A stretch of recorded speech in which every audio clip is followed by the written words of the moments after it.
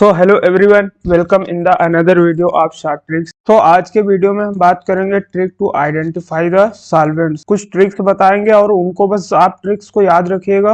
आप देखते ही बोल देंगे कि ये सॉल्वेंट किस टाइप का सॉल्वेंट है। तो बेसिकली थोड़ा थ्योरी बता देते हैं कि एक सॉल्वेंट जो होता है टू टाइप्स का होता है, या तो वो नॉन पोलर सॉल्वेंट होगा या तो फिर वो क्या होगा, पोलर सॉल्वेंट होगा। तो नॉन पोलर सॉल्वेंट का बेसिकली डाइपोल मूवमेंट क्या होता है, जीरो होता है, जबकि पोलर सॉल्वेंट का डाइपोल मूवमेंट नॉन जीरो। तो हम बात करते हैं नॉन पोलर सॉल्वेंट की। देखिए, अगर सेंट्रल एटम से अटैच्ड जितने भी सेंट्रल एटम से अटैच्ड एटम होंगे वो अगर सेम एटम है, अगर सेम है तो क्या होगा, नॉन पोलर सॉल्वेंट होगा। नॉन पोलर सॉल्वेंट अगर किसी सेंट्रल एटम से अटैच्ड सारे एटम सेम है तो नॉन पोलर सॉल्वेंट होगा। जैसे एग्जांपल के लिए बात कर लेते हैं, जैसे ये एग्जांपल दिया है CH4 SO2 NH3। ये जितने भी सॉल्वेंट हैं ये सब किस टाइप के हैं, नॉन पोलर सॉल्वेंट होंगे, क्योंकि इनके जो सेंट्रल एटम है, जैसे इसमें कार्बन है, इसमें सल्फर है, इसमें नाइट्रोजन है, इनसे जुड़े सारे एटम क्या है, सब सेम एटम है। तो ये सारे क्या होंगे, नॉन पोलर सॉल्वेंट होंगे। अब बात करते हैं पोलर सॉल्वेंट की।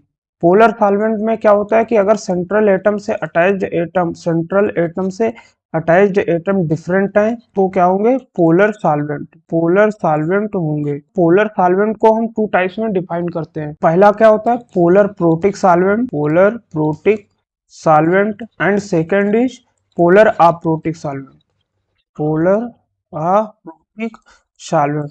तो अब हम इन्हीं दोनों सॉल्वेंट्स के बारे में बात करेंगे। सबसे पहले बात करेंगे पोलर प्रोटिक सॉल्वेंट्स में। क्लोरीन के साथ या ऑक्सीजन के साथ या नाइट्रोजन, यानी इसे हम फोन ग्रुप बोलते हैं, फोन ग्रुप बोलते हैं।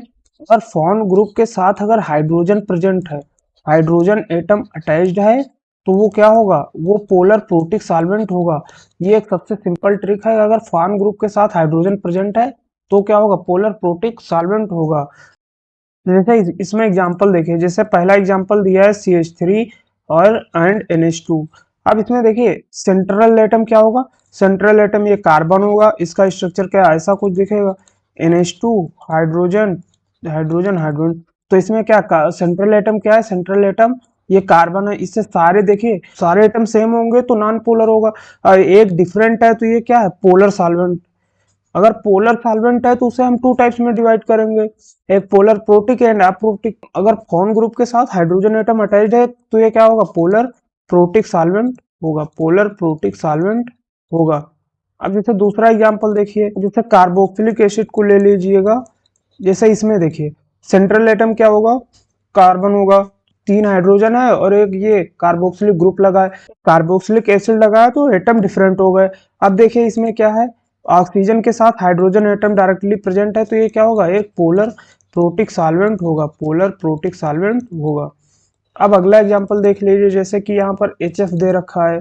HF इसमें देखिए फ्लोरीन एटम है और हाइड्रोजन एटम है, ये दोनों जुड़े हैं तो ये भी क्या होगा, एक पोलर प्रोटिक सॉल्वेंट होगा, पोलर प्रोटिक सॉल्वेंट होगा। अब बात करते हैं पोलर अप्रोटिक सॉल्वेंट की।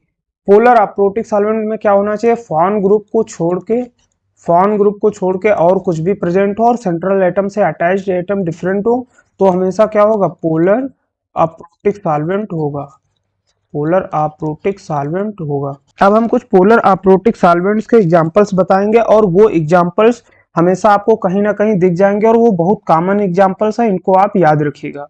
पहला एग्जांपल्स है, हम बात करते हैं HMPP के बारे में।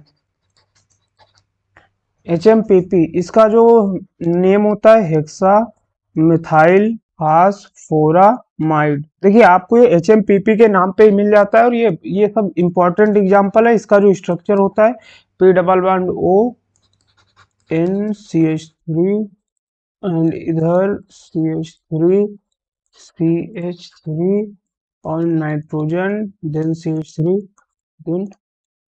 देखिए HMPP आपको नॉर्मली यही सिर्फ HMPP नाम मिलेगा लिखा हुआ, और उसका जो नेम होता है हेक्सा मिथाइल फास्फोरामाइड, और ये इसका स्ट्रक्चर है, याद करने का कोई जरूरत नहीं है। अगर आपको रिएक्शन मैकेनिज्म में मिलेगा तो सिर्फ HMPP उसका नाम लिखा होगा। अब अगला एग्जांपल देखते हैं, जैसे DMF, इसका नेम क्या होता है, डाई मिथाइल फार्मामाइड, ये इसका कॉमन नेम होता है और इसका जो स्ट्रक्चर होता है ये इसका DMF का स्ट्रक्चर होता है। लेकिन आपको रिएक्शन मैकेनिज्म में अगर देखने को मिलेगा तो वो सिर्फ DMF ही होगा। अब अगले एग्जांपल है DMSO, ये भी पोलर अप्रोटिक सॉल्वेंट का काफी इंपॉर्टेंट एग्जांपल है। इसका जो नेम होता है वो होता है डाईमिथाइल सल्फॉक्साइड और इसका जो स्ट्रक्चर होता है CH3 H double bond O and CH3। ये काफी कॉमन एग्जांपल्स हैं पोलर अप्रोटिक सॉल्वेंट्स के, तो इन्हें आप याद रखिएगा, सिर्फ नाम याद रखिएगा, स्ट्रक्चर उसका नहीं पूछा जाएगा। अब अगला एग्जांपल है DMA डाईमिथाइल एसिटामाइड और ये इसका DMA का ये स्ट्रक्चर फार्मूला होता है। अब अगला एग्जांपल है क्राउन ईथर। देखिए क्राउन ईथर क्या होते हैं, बेसिकली हर टू कार्बन एटम के बाद एक ऑक्सीजन एटम प्रेजेंट होगा, यानी हर 2 कार्बन एटम के बाद एक ऑक्सीजन एटम प्रेजेंट होता। जैसे ये एग्जांपल है, इस वाले एग्जांपल में देखिए एक ये कार्बन है, देन दूसरा ये कार्बन, उसके बाद ऑक्सीजन।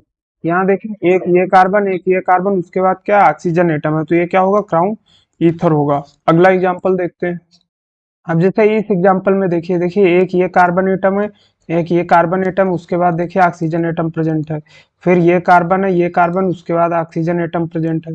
ये कार्बन एटम, उसके बाद देखिए ऑक्सीजन एटम है। यहाँ पर भी ऐसे ही, तो ये भी क्या होगा, एक क्राउन ईथर का एग्जाम्पल होगा। और क्राउन ईथर सारे क्या होते हैं, पोलर अप्रोटिक सॉल्वेंट्स होते हैं।